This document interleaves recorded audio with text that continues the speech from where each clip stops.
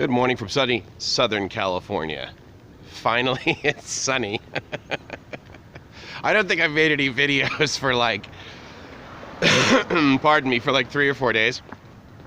Actually longer than that, because I don't necessarily like to make videos about me complaining, and that's pretty much all I would have been able to provide. So I got back, and I've been back now for a couple weeks,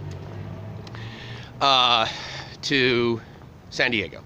And people made the comments, oh my God, you went at such a great time simply because the weather here has been lousy.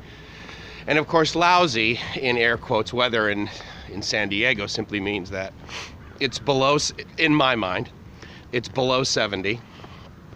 It is not sunny. Now, as an extreme for San Diego, this winter, if you will, it rained a lot. And even when I got back, it was still raining quite a bit. And we had probably, there were like 2 or 3 storms that came in or whatever. I'm not going to give you some meteorological description, but at the end of the day, I did not see sun like this and not have a day like this for, I'm going to say the first 10 days I got back. So this is a very welcomed time. It's about 9 in the morning, and I'm on my way to a meeting and meet my buddies. We have meetings all, many times throughout the day. And on the weekends, in the morning, Saturday and Sunday, I cruise over to a place just off of the main street here in Coronado. And in Coronado, it's a very interesting area to live. And let me just preface this by saying that I am not rich. One could argue that I'm comfortable, I'm middle class, whatever. But at the end of the day, I'm comfortable in my own skin. I'm grateful that I have been able to have the opportunity to get education, get a decent job, and be able to provide a life such that I can eat. But that said, where I live is arguably one of the probably top, I'm going to go out this way because then I get more sun, one of the top 20, say, more affluent cities here in Southern California. The big thing I like about it is that you hear this. Like you can't even the birds are quiet.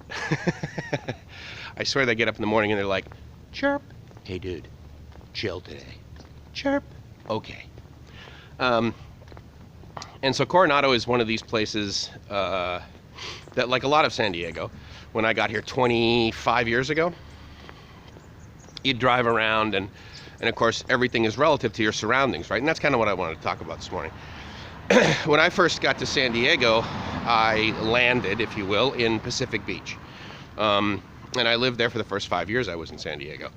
And my rent was, I think it was $475 a month.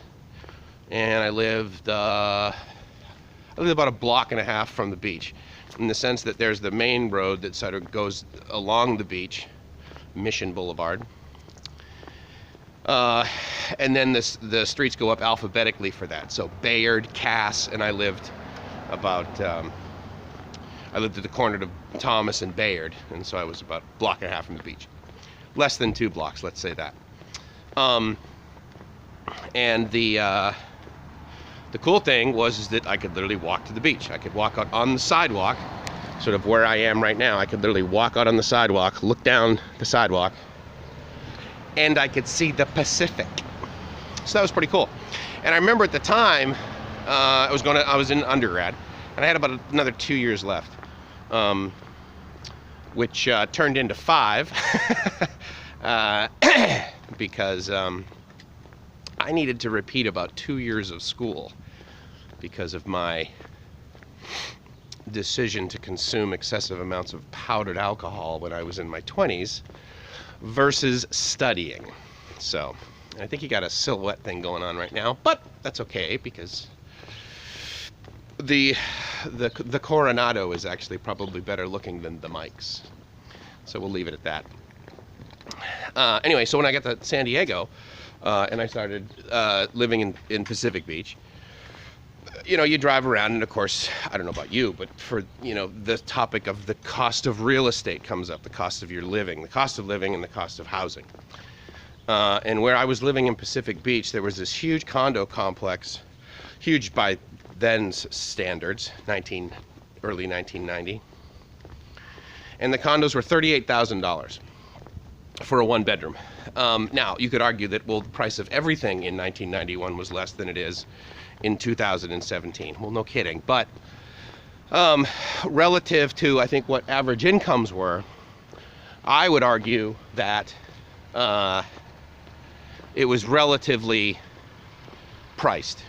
And, you know, someone who is, say, you know, if you were middle class, would be able to afford a one-bedroom condo in Pacific Beach.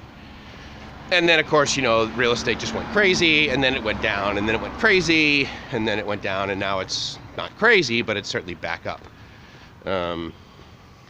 8 or almost 9 years, maybe, after the global financial crisis.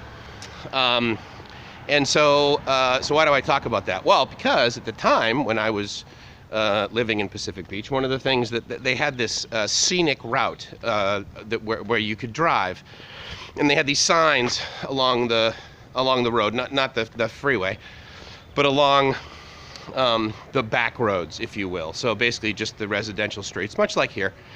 And they would have these signs like every mile or so, and so it was pretty easy with these little blue signs. With white lettering, and it would say like scenic drive or something, and so you would drive down those, and it would be a nice way to sort of experience San Diego.